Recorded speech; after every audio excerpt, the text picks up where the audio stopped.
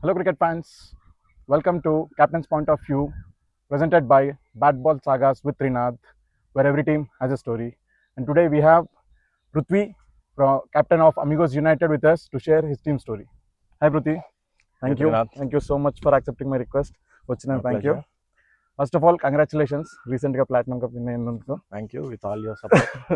So ఎట్లా enjoy చేస్తున్నావు? You are still in that mood or బయటకు వచ్చేసావా? నెక్స్ట్ ఛాలెంజ్ కోసం రెడీగా ఉన్నావా? అఫ్ కోర్స్ ఆ ట్రాన్స్ ఉంటుంది, ఎందుకంటే ఒక 2 years లాంగ్ వెయిటింగ్ కదా. చాలా లాంగ్. చాలాసార్లు ట్రై చేస్తాం, బట్ టాప్ 2లోకి రావడానికి చాలా టైం పట్టింది. సంహౌ ఈసారి స్టార్ట్ చేసిన మిషనే ప్లాటినం అని స్టార్ట్ చేసాం. So the end of the day అనుకున్న పని అయితే ఆ కిక్కే వేరు కదా. Nice, very good. Very good. ఇప్పుడు టీమ్ బ్యాలెన్స్ అనేది డెఫినెట్గా ఉండాలి ఒక మ్యాచ్ విన్ అవ్వాలంటే. రైట్. సో మనం యూజువల్గా ఓల్డ్ టోర్నమెంట్స్ అన్ని చూసుకుంటే అంత బ్యాలెన్స్ లేకపోయినా just going with over confirms అన్నట్టు కదా. సో ఈసారి ప్రాపర్గా బ్యాలెన్స్డ్గా వెళ్దాం, proper bowlers, batting order, allrounders అని. So that helps. Very good, very. So అసలు యాక్చువల్లీ అమిగోస్ యునైటెడ్ టీమ్ అనేది ఎట్లా ఫామ్ అయింది? ఇట్స్ ఆల్మోస్ట్ 2 years బ్యాక్, 2024 ఫిబ్రవరిలో అనుకుంటాను స్టార్ట్ చేసింది ఇది. అప్పుడు వేరే టీంకి ఆడుతూ ఉన్నాం. సో అప్పుడు నేను యూజువల్గా ఫస్ట్ అక్కడ ఆడుతూ ఉన్నాను. సో దెన్ నవీన్ వచ్చాడు. So we have few friends started playing cricket in Hyderabad. అప్పుడు అందరు కలిసి వేరే వేరే టీమ్స్, వేరే అందరూ ఒక టీంకి ఆడేవాళ్ళం, బట్ స్టిల్ ఆ టీంలో ప్రాపర్గా వాళ్ళకి ఛాన్స్ వచ్చేవి కాదు. ఐ యూస్ టు ప్లే, నాకు ఖచ్చితంగా ఉంటుంది. సో ఇప్పుడు నన్ను చూసి ఎవ్రీ మ్యాచ్ ఆడించలేరు కదా. సో వాళ్ళ ఎవ్రీ టీమ్ ఏదో ఒక రిక్వైర్మెంట్ ఉంటుంది కదా. సో వాళ్ళు ఆడాలి, వాళ్ళ టీంకి వెళ్ళాలి అన్నప్పుడు వాళ్ళకి కొన్ని కాంబినేషన్స్ ఉంటాయి. సో ఆ కాంబినేషన్ ఈ ప్లేయర్స్ సెట్ అయ్యే వాళ్ళు కాదు. సో వన్ ఫైన్ డే ఒక ప్రాక్టీస్ మ్యాచ్ ఆడడానికి స్కోప్ వచ్చింది. సో వాళ్ళకి అపోనెంట్స్ కావాలి. సో అప్పుడు ఏదైనా టీం ఉందా, సో ప్రాక్టీస్ మ్యాచ్ ఉంది, అపోనెంట్స్ కావాలి అన్నప్పుడు అప్పుడు ఐ గాట్ ఎ థాట్, సరే వేరే టీంని ఎందుకు ఎతకడం, మనం ఒక టీం స్టార్ట్ చేస్తే మన దగ్గర ఎలాగ ప్లేయర్స్ ఉన్నారు కదా. అఫ్ కోర్స్ ఆ కెప్టెన్సీ మీద ఉన్న ఇంట్రెస్ట్ కూడా ఉంటుంది. సో టీం లీడ్ చేద్దాం మనకు కూడా. అండ్ మీ కెప్టెన్సీ ఇక్కడ లేకపోతే మీ కాలేజ్ డేస్ నుండి కెప్టెన్సీ యూజువల్గా నేను కెప్టెన్సీ చేసేవాడిని. నా డిపార్ట్మెంట్ కెప్టెన్.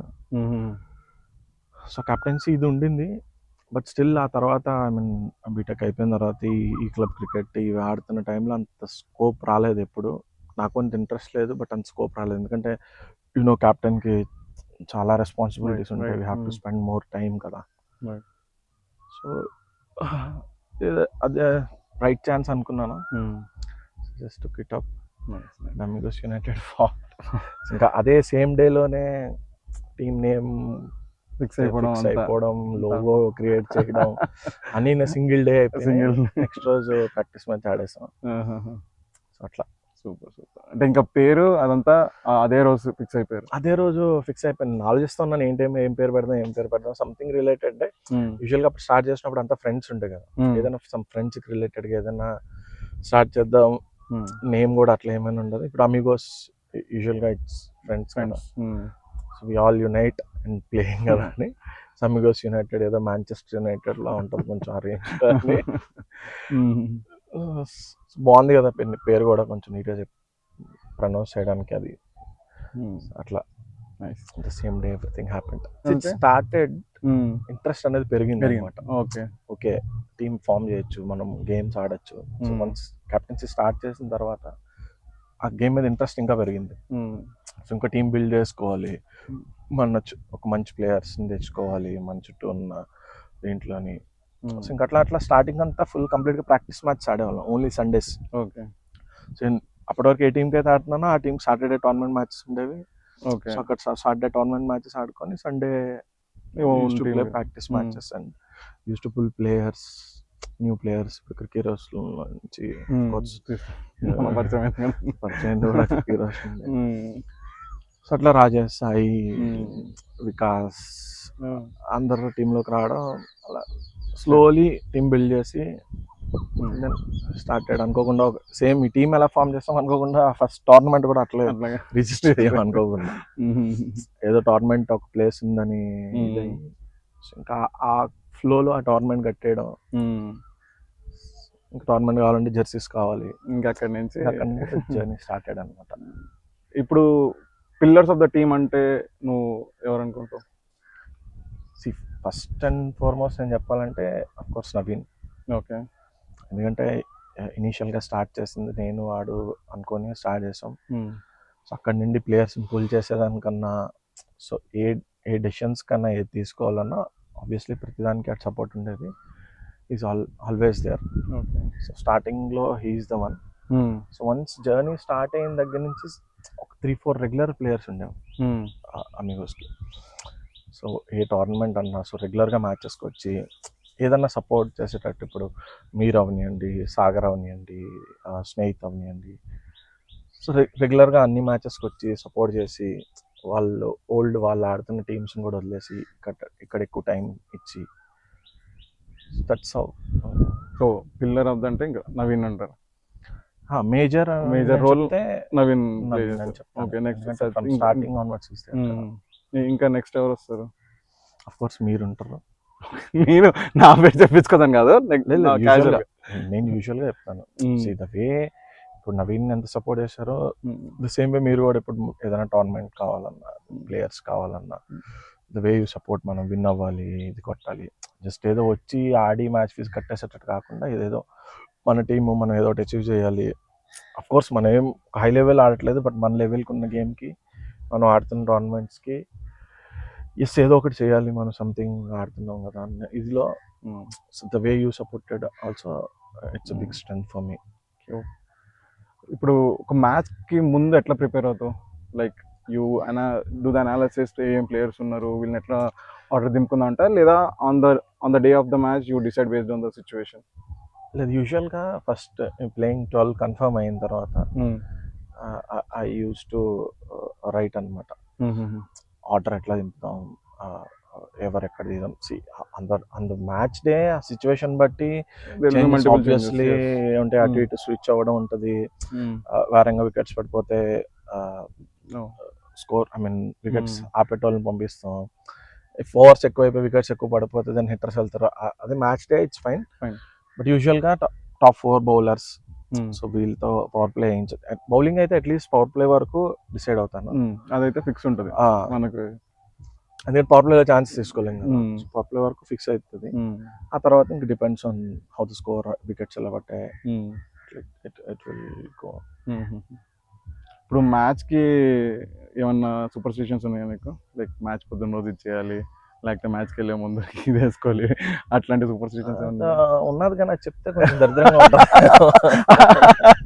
పర్లేదు, మంచిగా ఒకటి వదలండి.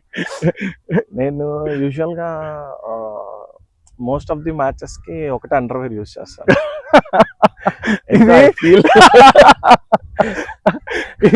ఇది యాక్చువల్లీ నేను వేరే మా కజిన్ దగ్గర కూడా విన్నాను, ఏమైనా మీటింగ్స్ ఉన్నా కానీ. సో అది లక్కీ అండర్వేర్ లో ఎట్లా అయిందంటే, యూజువల్గా సపోర్టర్ వేసుకున్నాను కదా, అవి ఎట్లా అయినాయంటే అవి వేసుకున్న రోజు నేను హాఫ్ సెంచరీ, మంచిగా స్కోర్లు కొట్టడం, మ్యాచ్లు విన్ చేయించడం. సో వేరేది చేసినప్పుడు అది జస్ట్ కోఇన్సిడెన్స్ అవ్వచ్చు, ఏదైనా అవ్వచ్చు. వేరేది యూజ్ చేసినప్పుడు సమ్హౌ వర్కౌట్ అవ్వకపోవడం, వేరంగా అవుట్ అయిపోవడం ఇట్లా. సో సమ్హౌ అది అబ్జర్వ్ చేశాను. So almost most of the 90% of matches work out అయ్యాయి. ఇమీడియట్ గా నెక్స్ట్ రోజు మ్యాచ్ ఉన్నా సరే ట్రై చేసుకొని నెక్స్ట్ రోజు మళ్ళీ అది ఫన్నీగా ఉంటుంది. కానీ మనం నమ్మాలి, హాఫ్ ఆఫ్ ద థింగ్ మనకి ఎంత టాలెంట్ ఉన్నా కానీ on the day of match కొద్దిగా లక్ ఉండాలి, ఆ లక్కే మన సూపర్ స్టిషన్ చేస్తుంది. బ్యాటింగ్ వెళ్ళే ముందైనా బౌలింగ్ వెళ్ళే ముందైనా ఎవరు ఏం చెప్పకూడదు అనమాట. కొట్టాయి, అది కొట్టాయి, ఇది కొట్టాయి అంటే నాకు ఎందుకు అలా చెప్పిన ప్రతి మ్యాచ్ అక్కడికి వెళ్ళి వెంటనే అవుట్ అయిపోవడం, లేకపోతే బౌలింగ్ లో అంటే అది ప్రెషర్ కింద వెళ్తుందా, లేకపోతే ఇంకే అంత తీసుకోగానే ఇంకా నేనంత పట్టించుకోను. బట్ స్టిల్ ఎందుకో సబ్ కాన్షియస్ మైండ్ లో నడుస్తుందో ఏమో తెలియదు, కానీ సమ్హౌ అది వర్కౌట్ అవ్వదు. కామ్ గా ఎవరు ఏం చెప్పకుండా, అందుకే నేను సమ్ క్రూషియల్ మ్యాచెస్, ఈ మ్యాచెస్ చాలా క్రూషియల్, ఇది ఎట్లయినా ఆడాలి గెలాలి అన్నప్పుడు ఒక సైడ్కి వెళ్ళి కామ్గా కూర్చుంటాను, మాట్లాడినా. ఎందుకంటే అట్లా అయితే ఏమైనా వర్కౌట్ అవుద్దేమో అని. అది కూడా సేమ్ ఈ ఇన్నర్వేర్ లాగా ఆల్మోస్ట్ 90% ఆఫ్ మ్యాచెస్ అట్లా వర్కౌట్ అయ్యాయి. ఇప్పుడు ఒక మంచి చేజ్ ఉంది, కొట్టాలి మ్యాచ్ ఎట్లా అయినా అంటే కామ్గా ఒక మూలకెళ్ళి కూర్చొని స్కోర్ అబ్జర్వ్ చేసుకొని ఇంకెంత కొట్టాలి ఏం కొట్టాలి అని అట్లా వర్కౌట్ అయింది. ఒకటి 2 ఎగ్జాంపుల్స్ లాస్ట్ టైం మన వీకెండ్ వారియర్స్ తరుణ్ ఆ రోజు ఇట్స్ వెరీ క్రూషియల్. సో ఆ ప్లాటినం రోజు రావడానికి అలా ఒక 2-3 మ్యాచెస్ అట్లా కామ్గా సైలెంట్ కూర్చొని అట్లా పిక్ చేసిన మ్యాచ్లు ఉన్నాయి. నైస్. సో ఇప్పుడు నువ్వు కెప్టెన్గా చేసావు, ప్లేయర్గా ఆడావు. So what you enjoy the most, as a player or as a captain? See, obviously captain is also a player. Yeah, that's true. But ఏంటంటే ప్లేయర్ విత్ రెస్పాన్సిబిలిటీ. నా బేసిక్గా నా మైండ్ సెట్ ఎట్లా ఉంటుందంటే ఏ మ్యాచ్ ఆడినా అది నేను కెప్టెన్గా ఆడినా ఒక ప్లేయర్గా ఆడినా 2 టీముల్లో కలిపి 24 మెంబర్స్ ఉంటారు. సో ఇన్ దిస్ 24 నేను టాప్లో ఉండాలి, నేను బాగా ఆడాలి, అందరికన్నా నేను బాగా పర్ఫామ్ చేయాలన్న మైండ్లో ఉంటుంది. యూజువల్గా అందరికి అట్లనే ఉంటుంది. నాకు ఎందుకో అది కొంచెం ఎక్కువగా ఉంటుంది. ఆబ్వియస్లీ ఇంకా కెప్టెన్గా ఆడినా ప్లేయర్గా ఆడినా ఇట్స్ సేమ్. కెప్టెన్గా ఆడినప్పుడు ఎడ్జ్ ఏంటంటే ఎలా అయినా పక్కా మ్యాచ్ విన్ అవ్వాలని ఉంటుంది. యాజ్ అ ప్లేయర్ పర్ఫామ్ చేసి టీంకి ఏదైనా కంట్రిబ్యూట్ చేయాలని ఉంటుంది. కెప్టెన్ అన్నప్పుడు you have the more responsibility on the team కదా. సో ఆ టైంలో ఎట్లన్నా విన్ అవ్వాలన్న ఆ మైండ్ ఎక్కువ ఉంటుంది. ఎట్లా విన్ అవ్వాలి, అది డిఫరెన్స్. ఫ్యామిలీ నుంచి సపోర్ట్ ఎట్లా ఉంటుంది? ఫ్యామిలీ నుంచి సపోర్ట్ అంటే యూజువల్గా మనం ఇన్నేస్ మ్యాచెస్ ఆడుతున్నాం అంటే సమ్వేర్ దే ఆర్ సపోర్టింగ్ అని చెప్పాలి. ఎందుకంటే మరీ వాళ్ళు అంత ప్రెజర్ పెడితే మనం ఇన్ని మ్యాచ్లో ఆడలేం ఉంటుంది. బట్ స్టిల్ ఆబ్వియస్లీ ఆ బ్యాక్ నుంచి షంటింగ్ ఉంటుంది. ఎందుకు ఇన్నేస్ మ్యాచ్లు ఇప్పుడు ఇంటికి వెళ్ళగానే మీ స్కోర్ ఆడడము అట్లాంటి అస్సలు ఉండదు. అట్లా అంత ఫాలో అయ్యేది ఏముండదు. గెస్ నేనే నాకు మ్యాన్ ఆఫ్ ది మ్యాచ్ వచ్చింది అని చెప్పినా సరే వైఫ్ ఓకే ఇంకెంత ఇస్తారు, ఇంకెక్కడ పెట్టాలి, ఆల్రెడీ నిండిపోతున్నాయి, ఎవరికైనా ఇచ్చేయచ్చు కదా, ఇట్లా చెప్తా ఫైన్. అంత పుష్ చేయరు అలాగని అంత అబ్స్ట్రాక్ట్ చేయరు. నేను చెప్తా ఉంటాను ఏజ్ ఉన్నప్పుడే ఆడాలి, నా బాడీ సహకరిస్తుంది ఇప్పుడే ఆడాలి. ఇంకొన్ని ఇయర్స్ అయితే నా బాడీ సహకరించదేమో, అప్పుడు ఎలాగా చూడ్డానికి తప్ప ఆడడానికి పనికిరాం కదా. అట్లీస్ట్ ఉన్నప్పుడన్నా ఇప్పుడు అంటే ఇప్పుడు నీ ప్లేయర్ లిస్ట్ పెట్టంగానే ఓకే నువ్వు అనుకుంటావు కదా మైండ్ లో వీళ్ళు ఉంటే నాకు okay confident about the team. నేను వాళ్ళకి పర్సనల్ గా అడుగుతాను. ఇప్పుడు యూజువల్ గా నాకు కొంతమంది ప్లేయర్స్ పక్కా ఉండాలి. అంటే ఇప్పుడు బౌలింగ్ వస్తే స్నేహిత్ కానీ ప్రీతం కానీ, బ్యాటింగ్ వచ్చినప్పుడు మీరు కానీ, యూజువల్ గా సాగర్ ఇట్లా కొంతమంది ఉంటే ఇప్పుడు ఆబ్వియస్లీ స్ట్రాంగ్ అవుతుంది కదా. ఒక 4 to 5 ప్లేయర్స్ అట్లీస్ట్ ఒక స్ట్రెంగ్త్ ఉన్న రిమైనింగ్ ప్లేయర్స్ వాళ్ళని ఈ 4 to 5 ప్లేయర్స్ వాళ్ళు సపోర్ట్ చేస్తే సరిపోద్ది. సో ఆ మెయిన్ మ్యాచ్ విన్నర్స్ లేకపోతే ఏదైనా అవ్వచ్చు కదా.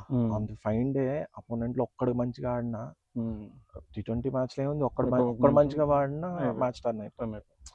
సో ఆ ఒక్క స్ట్రాంగ్ పర్సన్ అట్లీస్ట్ మన దాంట్లో ఉండాలి కదా. సో ఎవ్రీ టైం నేను ట్రై చేయడం అనే కాదు, నాకు కూడా వర్కౌట్ అవ్వకపోతే ఉంటుంది కదా. క్రికెట్ అంటే ఒక రోజు నెక్స్ట్ డక్అవుట్ అయిపోవచ్చు. సో ఇలా అట్లీస్ట్ ఒక 2-3 ప్లేయర్స్ స్ట్రాంగ్ ప్లేయర్స్ ఉంటే మనకు బాగుంటుంది కదా అని యూజువల్గా ఇది ఉంటుంది. But not every time. ఈ మ్యాచ్ లాస్ట్ టోర్నమెంట్కి వస్తే very keen about the team. Not only 2-3 players playing 12 పర్ఫెక్ట్గా ఉండాలన్న మైండ్ సెట్లోనే లాస్ట్ టోర్నమెంట్ అంతా. సో యూజువల్గా అయితే కొన్ని మ్యాచెస్ ఉంటుంది అట్లా. ఇప్పుడు ఎవ్రీ ఫైనల్ యూజువల్గా ఆల్మోస్ట్ ఫస్ట్ టోర్నమెంట్ తప్ప 8 ఫైనల్స్ గెలిచాం. సో ఎందుకు ఎవ్రీ ఫైనల్ గెలుస్తున్నాం అంటే ఫైనల్కి ఛాన్సెస్ తీసుకో, పర్ఫెక్ట్ టీమ్ ఉండాలి. ఈ ప్లేయింగ్ 11 అయితే 11 లేకపోతే 12 లేకపోతే అట్లీస్ట్ 11 పర్ఫెక్ట్ 11తోనే ఆడదాం అట్లా ఉంటుంది. సో అందుకు when you're going with the good team obviously result support చేస్తుంది. లీగ్ మ్యాచ్ అంటారా, సో చాలా మంది ఉంటారు, రెగ్యులర్ ప్లేయర్స్, ఆపర్చునిటీస్ ఇవ్వాలి, అందరూ మ్యాచ్ ఫీస్ పే చేస్తారు, దే ఆర్ స్పెండింగ్ టైం, అంత దూరం ట్రావెల్ చేసి వస్తారు. సో ఆ లాయల్టీ బేసిస్ మీద, ఆ హ్యూమానిటీ గ్రౌండ్స్ మీద కూడా. సో ఇప్పుడు ఈ 9 టోర్నమెంట్స్లో 8 టోర్నమెంట్స్లో 2 సిల్వర్, 1 ప్లాటినం, 5 గోల్డ్, 6 గోల్డ్. ఏం గోల్డ్ అంటే అంత ఇష్టమా? గోల్డ్ రేట్ లెక్క అదే చెప్తాను కదా, యూజువల్గా ఇప్పుడు టోర్నమెంట్ స్టార్ట్ చేసినప్పుడు ఎట్లా ఉంటుందంటే, ఓకే టోర్నమెంట్ రిజిస్టర్ అయ్యాం, టోర్నమెంట్ ఆడాలి, సో మనం టీం కన్ఫర్మేషన్ తీసుకుంటాం, ఫస్ట్ కమ్ ఫస్ట్ సర్వ్ బేసిస్లో ఎవరు వస్తే వాళ్ళతో ఆడతాం, సో వాళ్ళతో వెళ్ళిపోతాం. సో ఇప్పుడు గోయింగ్ ఫార్వర్డ్ అంటే ఇప్పుడు ఫస్ట్ 2 మ్యాచ్లు గెలిచాం అనుకోండి, ఇట్స్ ఫైన్. యూజువల్గా మనకు ఆ సినారీ ఉండదు. ఆబ్వియస్లీ ఫస్ట్ 3 మ్యాచ్ల్లో 2 ఖచ్చితంగా పోతాయి. ఇంకా అప్పటి నుండి సో మనం కేర్ ఎక్కువ తీసుకుంటాం. కేర్ తీసుకొని అట్లీస్ట్ నెక్స్ట్ 2-3 మ్యాచ్లు అట్లీస్ట్ 2 కొట్టాలి, అట్లయినా గోల్డ్కి వెళ్తాం అని ప్రతి tournament almost half of the tournament అయిన తర్వాత కేర్ తీసుకుంటాం స్టార్ట్ చేసి. సో ఆబ్వియస్లీ ఫస్ట్ 3లో 2 పోయినప్పుడు నీకు ఆబ్వియస్లీ ప్లాటినం ఛాన్సెస్ పోతాయి. సో ఇంకా మిగిలేదు గోల్డ్, అట్లీస్ట్ సిల్వర్ ఆడకుండా గోల్డ్ ఆడదాం అన్న మైండ్ సెట్ లో ఆల్మోస్ట్ అంటే అన్ని గోల్డ్కి వచ్చేది. ఇప్పుడు టీంలో anything that you feel lacking or missing? ప్రస్తుతానికి అయితే అంతేం లేదు. ఒకటి మ్యాచ్ విన్నర్స్, ఏ టీం కన్నా మ్యాచ్ విన్నర్స్ కావాలి. ఎందుకంటే ఎవ్రీ టైం ఒక 2-3 ప్రెజర్ తీసుకొని వాళ్ళే ఆడాలి, లేదా వాళ్ళే కంట్రిబ్యూట్ చేయాలి అని కాకుండా, so when you have more players who can win the match, then అప్పుడు విన్నింగ్ ఈజీ అవుతుంది. ఎందుకంటే ప్రతి మ్యాచ్ ఒక 2-3 మెంబర్స్ మీద బట్టి వీడు దిగుతాడు, వీడు కొట్టేస్తాడు, లేకపోతే బౌలింగ్ వేస్తాడు, వికెట్ తీస్తాడు అని కాకుండా, ఒక్కొక్క మ్యాచ్ ఒక్కొక్కరు స్టెప్ ఇన్ అయితే ఆపోజిట్ వాళ్ళకి కూడా just like present RCB team, see how the team is built. ఒక్కొక్క మ్యాచ్ ఒక్కొక్క మ్యాన్ మ్యాచ్ వస్తుంది. ఒక మ్యాచ్ కోహ్లీకి వస్తుంది, ఒక మ్యాచ్ పదిదారికి వస్తుంది, ఒక మ్యాచ్ కృణాల్ పాండ్యాకి వస్తుంది, ఒక మ్యాచ్ టిన్ డేవిడ్కి వస్తుంది, Hazlewood, booby, every one is stepping. అట్లా టీంలో మ్యాచ్ విన్నర్స్ ఎక్కువ ఉంటే నీకు ఈజీ ఉంటుంది. ఎప్పుడు ఒకళ్ళ మీద డిపెండ్. ఎందుకంటే ఇప్పుడు ఫ్లాప్ అయ్యాడంటే ఇంకా టీం అంతా గలంత అయిపోద్ది. సో ఇప్పుడు ల్యాకింగ్ మిస్సింగ్ అంటూ నీకు సోఫార్ గోయింగ్ గుడ్. అదే I need 1 or 2 match winners. అది కూడా విత్ ఇన్ ద టీమ్. అంటే స్టార్టింగ్ నుంచి లాయల్గా టీంతోనే ఒక లాంగ్ జర్నీ చేస్తారు. లాస్ట్ 2 years నుండి కంటిన్యూస్గా టీంలో ఆడుతున్న వాళ్ళు ఉన్నారు. సో వీళ్ళలోనే ఇంకొంచెం మ్యాచ్ విన్నింగ్ క్వాలిటీస్ పెరిగి మ్యాచ్ విన్నర్స్ లాగా వాళ్ళు రెడీ అయితే that will be more helpful. So that నేను అడగవసరం లేదు ఆ బౌలర్ కావాలి, బ్యాట్స్మెన్ కావాలని. మన దగ్గరే ఆ ప్లేయర్స్ ఉంటే సో వాళ్ళతో ఆడుకోవచ్చు కదా. అట్లా ఇప్పుడు టీం స్టార్ట్ అయినప్పుడు ఎలా ఉండే, ఇప్పుడు ఎలా అయింది?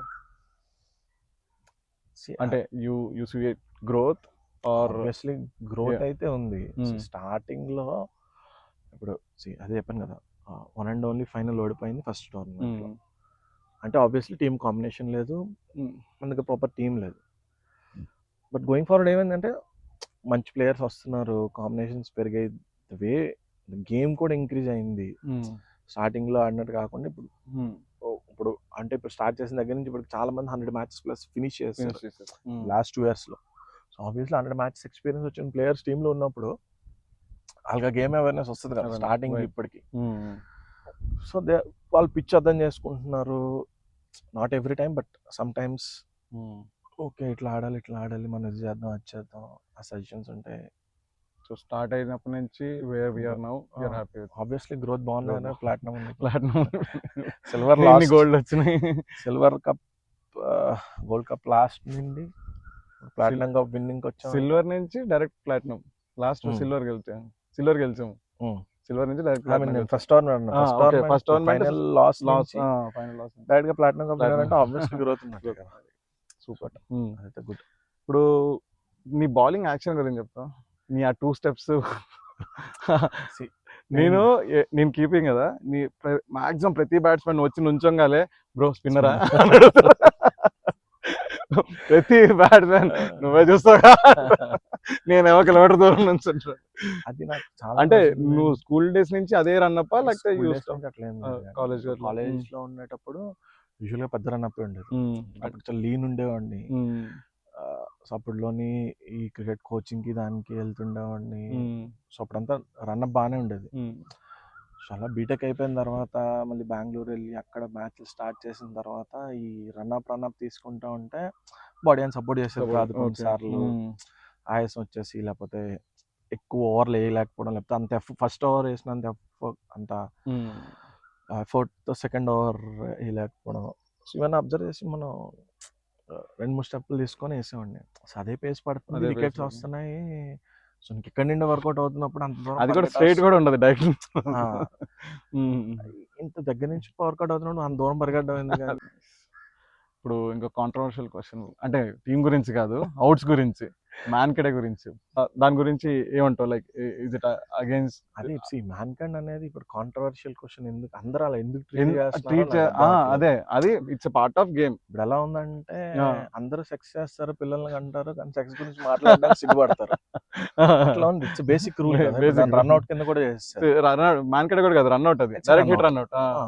ఇప్పుడు ఒక బౌలర్ పర్స్పెక్టివ్ నుంచి ఆలోచించండి. ఒక బౌలర్ గ్రీజ్ దాటి ఓవర్ స్టెప్ చేస్తే నో ఏమైనా వార్నింగ్ ఇస్తారా? ఇవ్వట్లేదు. లేకపోతే ఇప్పుడు బ్యాట్స్మెన్ టీం వాళ్ళు వచ్చి పర్లేదు ఒక్కసారే కదా చిన్నదే కదా వెళ్ళాడు వార్నింగ్ ఇవ్వండి అని ఏమంటాడు?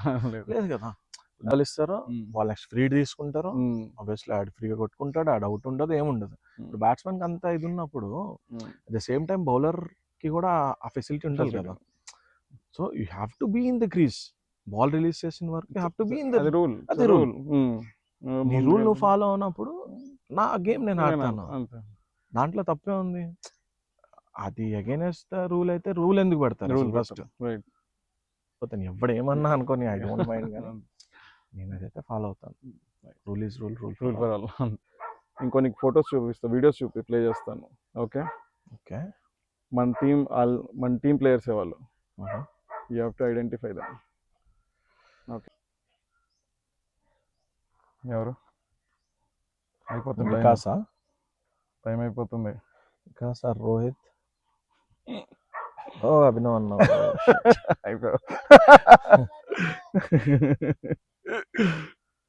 నెక్స్ట్, ఇప్పుడు ఇందులో ప్లేయర్ వస్తాడు ఫీల్డింగ్ లో, ఆ ప్లేయర్ ఎవరో చెప్పాలి.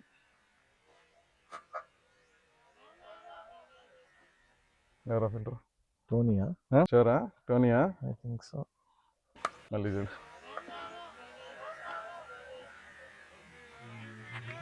ఎవరు? నవీన్.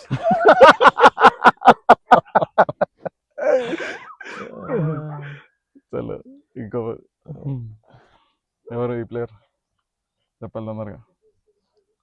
నాయరా? అదే ధీరజ్ అన్న. నెక్స్ట్ ఈ ప్లేయర్ ఎవరో చెప్పాలి.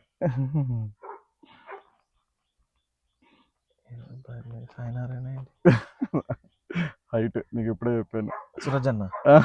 హైట్ అని చెప్పినా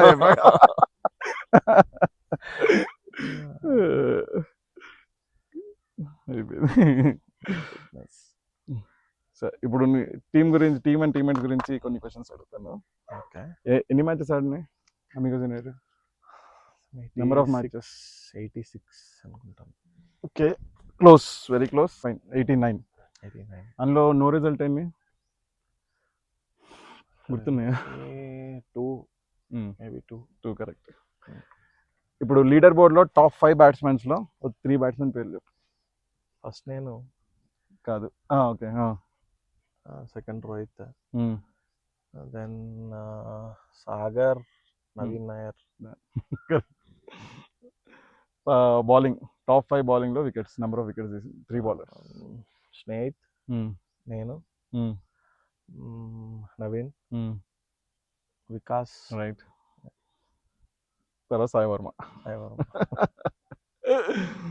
సరే, క్వశ్చన్స్ ఫ్రమ్ టీమ్మేట్స్. ఒక రైవల్రీ మ్యాచ్ జరుగుతున్నప్పుడు నువ్వు బయట ప్లేయర్స్ ని తీసుకొచ్చావని ఉంది. Why outside players?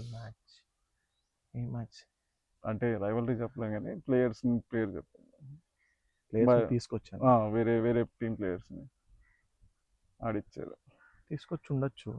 అంటే రైవల్రీ అన్నప్పుడు ఆ ఇంటెన్సిటీ మన వాళ్ళకి తెలుస్తుంది కదా, వాళ్ళతో రైవల్రీ. అవును, బట్ మన వాళ్ళు అంత అవైలబుల్ లేరు కదా. Most of the Availability players నాకు తెలిసి క్రికెటర్స్ తో మ్యాచ్ అయ్యి ఉండొచ్చు. ఆ ప్లేయర్స్ ఆ రోజు నాకు తెలిసి సుమంత్, మహేష్, చైతన్య ఆడుంటారు అంతే. వీళ్ళు ముగ్గురే ఆడారు. టెస్ట్ 8 ఎప్పుడు ఆడిన వాళ్ళు ఆడారు. సో ఈ 8 మెంబర్స్ కాకుండా అంత రైవల్రీ ఆ టీంతో ఇంకెవరికి ఉంటుంది నాకు తెలిసి. 8 మెంబర్స్ లో కూడా ఆల్మోస్ట్ ఒక 4-5 మెంబర్స్ కి ఉంటుంది తప్ప ఆల్ 8 కి ఏమి ఉండదు కదా. చాలా మంది న్యూట్రల్ గా ఆడిన వాళ్ళు ఉంటారు. ఓకే, సో ఇప్పుడు లాస్ట్ ఓవర్లో 15 రన్స్ కావాలి అంటే లైక్ డిఫెండ్ చేయాలి. Who will be your go to bowler? నువ్వు స్నేహిత్ కాకుండా యూ హ్యావ్ వికాస్, సాయి వర్మ, నవీన్, సాయి నారాయణ. ఈ నలుగురులో అయితే ఆబ్వియస్లీ నవీన్కి వెళ్తాను. నవీన్కి వెళ్తా. ఓకే. డెఫినెట్గా, ఎందుకంటే వీళ్ళందరి మీద కొంచెం వాడికి కొంచెం బాల్ వేరియేట్ చేసే ఇది ఉంటుంది, ప్లస్ కొంచెం ఎక్స్పీరియన్స్ సమ్వేర్ వర్కౌట్ అవుతాడు అనిపిస్తుంది. ఒక ప్లస్ ఒక minus point of these players mister 23 అన్న. యూజువల్లీ అన్న off side very strong, so leg side అంత ఆఫ్ సైడ్ ఉన్నంత స్ట్రాంగ్ కాదు. బట్ అన్నెసరీ ఒకనొక టైంలోని ఆఫ్ సైడ్ మానేసి లెగ్ సైడ్ ఆడదామని ట్రై చేశాడు. That's definitely his weakness. Vijayraj విజయన్న ఒకప్పుడు స్లో ఇన్నింగ్స్ ఉండేది, అది వీక్నెస్ అనుకోవచ్చు. బట్ ఇప్పుడు అన్న ఓవర్కమ్ చేస్తాడు, హీస్ యాక్సలరేటింగ్ ద ఇన్నింగ్స్. ఇంకొకటి ఏంటంటే కొంచెం గేమ్ కోసం గేమ్ డీప్ తీసుకెళ్దాం వారంగా ఫినిష్ చేద్దాం అని చూడటం, డీప్ తీసుకెళ్దాం అని చూస్తాడు. అది నాకు ఎందుకో వీక్నెస్ అనిపిస్తుంది. టోనీకి అవుట్ అయిపోతానేమో అన్న మైండ్లో ఉంటుందేమో అని నాకు అనిపిస్తుంది. ఎల్బీ అయిపోతానేమో, లేకపోతే